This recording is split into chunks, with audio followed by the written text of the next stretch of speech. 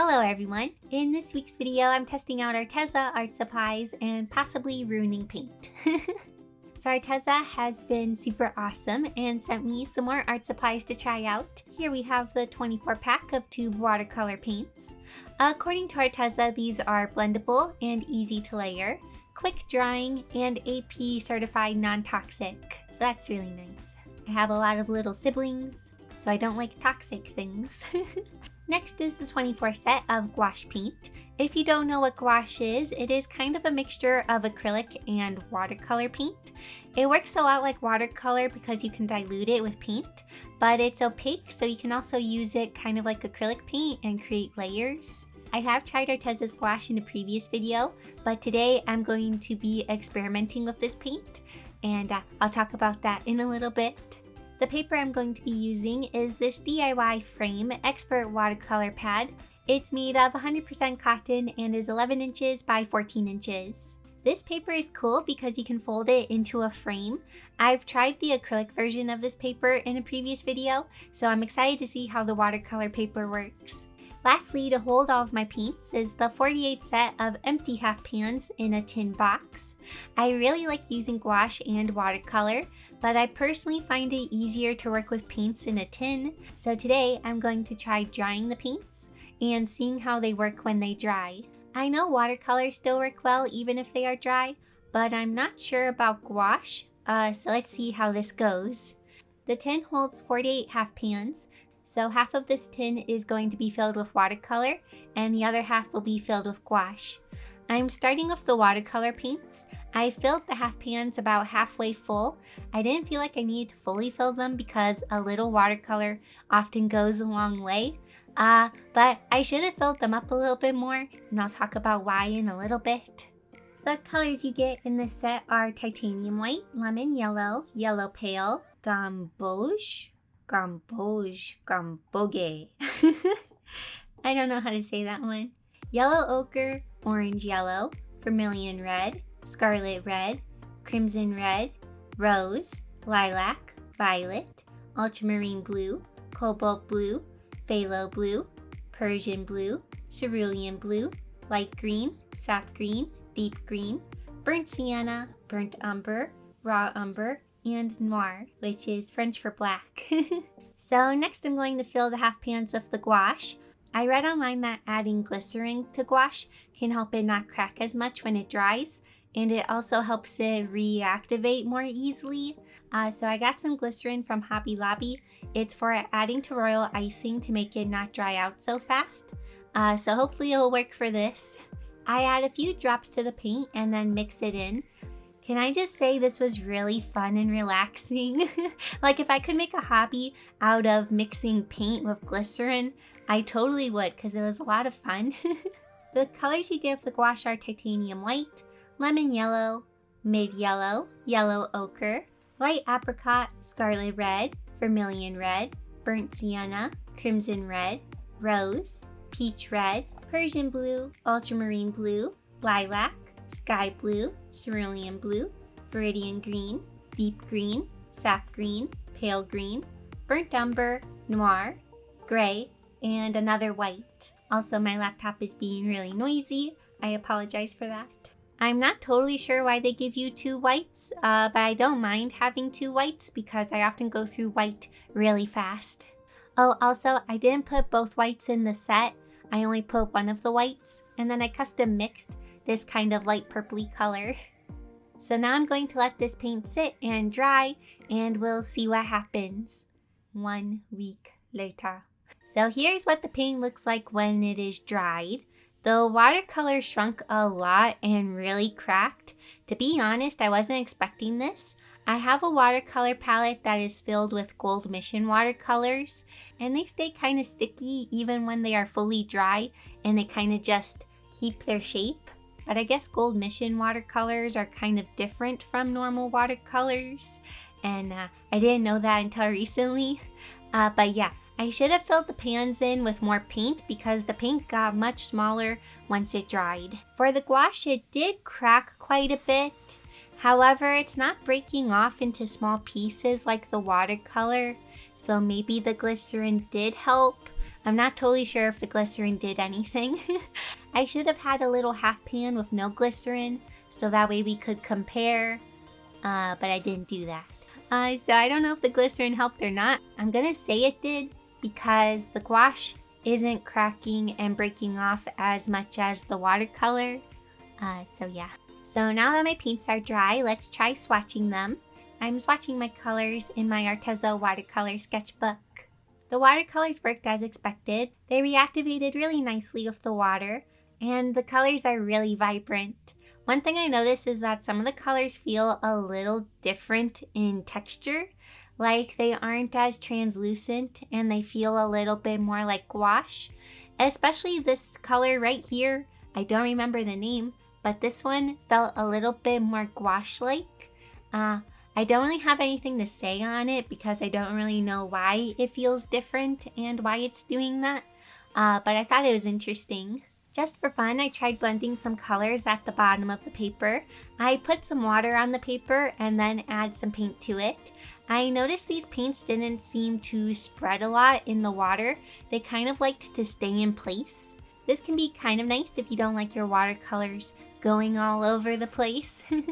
But I do wonder if it can be a little harder to make the colors kind of mingle together, but maybe I just wasn't doing something right here.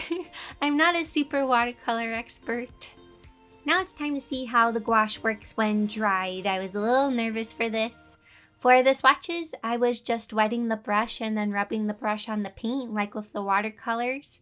The colors are a bit more translucent like watercolors, but they do still have that gouache feeling to them. Also, after doing the swatches, I let some of the paints sit with water on top of them. This made the paint soften even more, and I was able to get a pretty good gouache consistency that was a little bit thicker. When I was using these for my painting that I'll be painting in a little bit, I actually used a spray bottle to spray all of my paints before painting. That way they would soften up and reactivate with the water. This worked pretty well in my opinion, so if you plan to try out dried gouache, I recommend wetting the paint a few minutes before painting. That way the paint has time to soften. So now I need something to use this paint on. I had this digital painting of Hinata from Haikyuu wearing a flower crown, and I thought it'd be fun to paint it with actual paint. So I repurposed this drawing by cleaning it up a bit and adding some more flowers to the flower crown. I print out my sketch and then use my light pad to trace the sketch onto the watercolor paper. I use a brown color pencil to trace over my sketch. So you might be wondering why I made Hinata wear a flower crown. Well, my sisters and I were talking while playing with Play-Doh. We were playing with my baby brother Jack. My sister Ruth commented on the flower bouquet on the dining table. When she said the word bouquet, I looked to my sister Reagan, who has started watching Haikyuu, and I went, bouquet. Kageyama, who is another character from Haikyuu, often calls Hinata bouquet, which basically means dumb, stupid, or foolish in Japanese, but it also sounds like bouquet, like a flower bouquet. So that just made me think of Hinata with a flower crown, like he's a bouquet instead of a bouquet. I couldn't get the idea out of my head, so I quickly drew it in my free time. So now that I've transferred my sketch to the paper, I'm going to start painting. I decided to start with the skin. I am using the gouache color Light Apricot. I didn't feel like mixing a skin tone, and this one seemed to do the job for me. It was looking a little powerful at first. I did mix in a bit of white when I used it on his face. And once I add the other colors in the picture, the skin doesn't look so bold. Adding the white also made the paint a little bit more opaque on his face, so I was being careful not to fully cover my sketch. I do go back over his neck later to help it match his face a little bit more. While painting the skin, I was trying to make it look smooth, but I was also trying to not fight the painty look of the paint too much. I kind of ended up with this natural gradient of the paint going from dark to light as we move up the face because I didn't have as much paint on my brush as I moved upwards.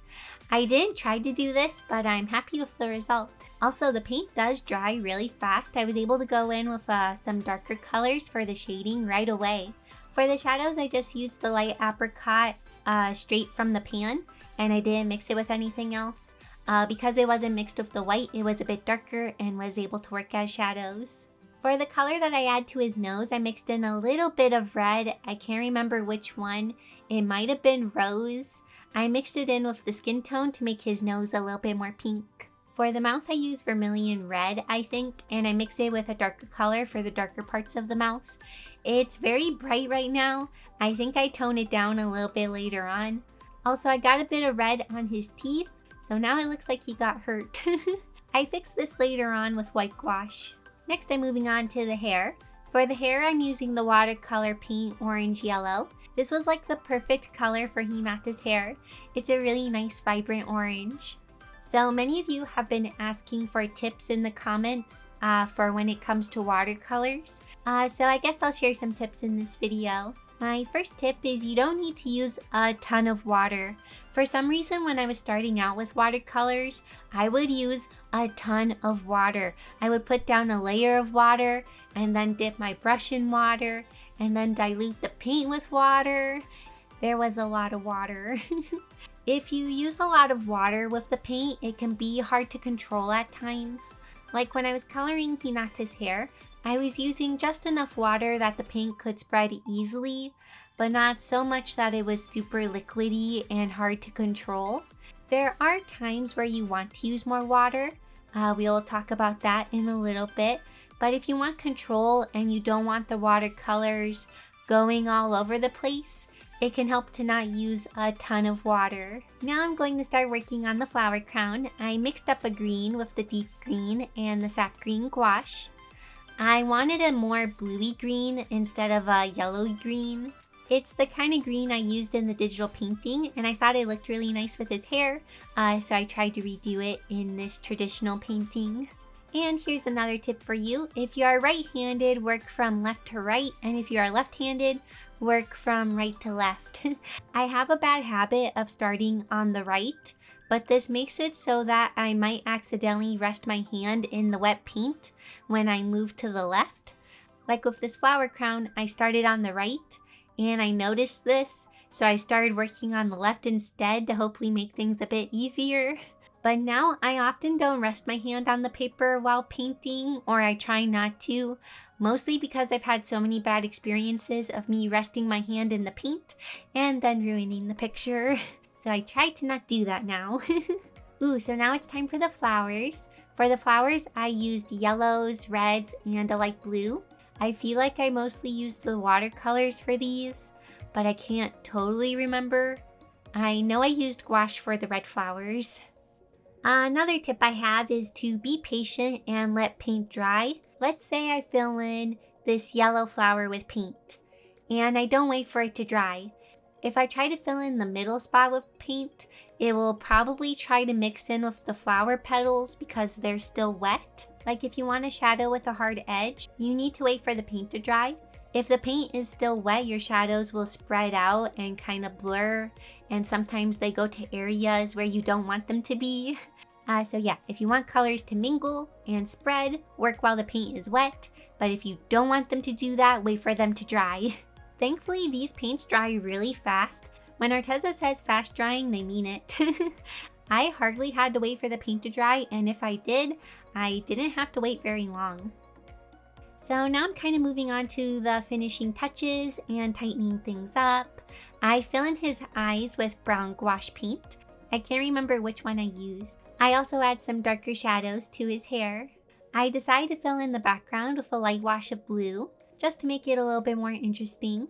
This is what I was talking about when I mentioned that there are times you want to use a lot of water. I really diluted the blue with a ton of water and also make my brush really wet.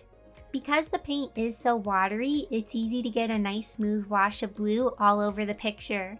The blue on the left is slightly more of a greeny blue, and I make it fade to more of a bluey blue on the right. It was easy to make the colors fade from the greeny blue to the bluey blue because all of the paints were wet. So now I'm going to start tightening things up with my Arteza Twee markers. Arteza sent me these markers in the past when I was doing a giveaway with them.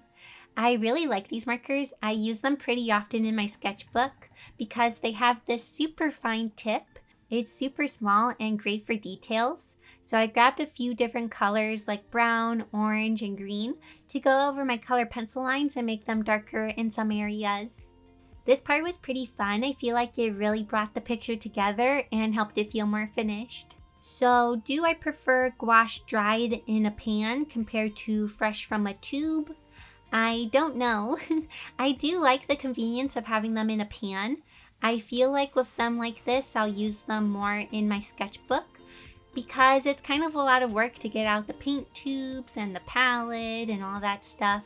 So when it comes to my sketchbook, I think the answer is yes. I think I prefer the dry gouache because it's more convenient. I can easily get the gouache kind of look in my sketchbook without a ton of work. However, I think when it comes to working with gouache for finished pictures or illustrations, I would use the gouache fresh from the tube. It's a lot more opaque and smooth, and you're able to get really nice layers. So I think for gouache illustrations, I'll use the gouache from the tube. But the dried gouache did work really nicely for this illustration. They definitely have a more watercolor look to them and blend in nicely with the watercolor paint. After finishing the picture, I follow the folding instructions for the paper to turn it into a frame. Also, I really like this paper. It worked nicely and handled the water well. And here's my finished picture of Hinata from Haikyuu wearing a flower crown, like he's a bouquet instead of a bouquet. I had so much fun working on this picture, and thank you so much to Arteza for sending me these art supplies. I had so much fun using them.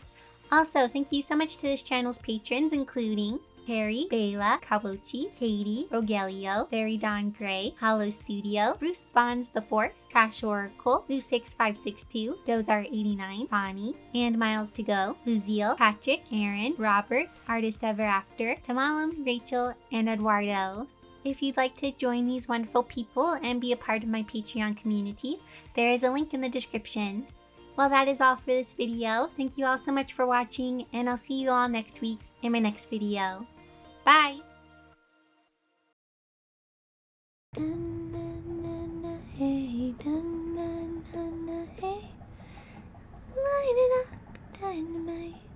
In this week's video, I'm testing out Arteza.